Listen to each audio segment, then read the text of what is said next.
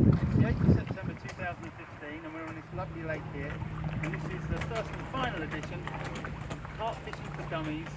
I'd like to show you a new technique. Most of you will be familiar with the rod and line technique. Today we'll be using the good old-fashioned net. So the way this works is you get the net and you put it in the lake, and you basically scoop the fish up with the net, like so.